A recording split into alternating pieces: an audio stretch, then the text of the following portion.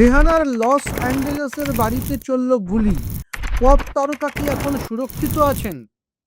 রবিবার দুপুরে আচমকাই কেঁপে ওঠে রেহানার বেভারলি হিলসের আবাসন। লস অ্যাঞ্জেলেস পুলিশ জানাচ্ছে বেশ কয়েক রাউন্ড গুলি চালানো হয়েছে রেহানার বাড়ি লক্ষ্য করে।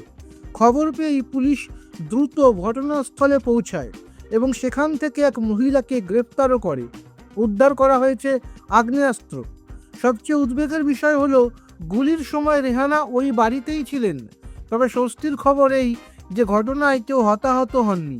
তার সঙ্গী রকি বা সন্তানরা সেই সময় সেখানে ছিলেন কিনা তা এখনও স্পষ্ট নয়। তবে এই হামলা কেন হলো তা নিয়ে দানাবাক্যে রহস্য। আপনার কি মনে হয়, সেলিব্রিটিদের নিরাপত্তা কি দিন দিন ঝুঁকির মুখে পড়ছে?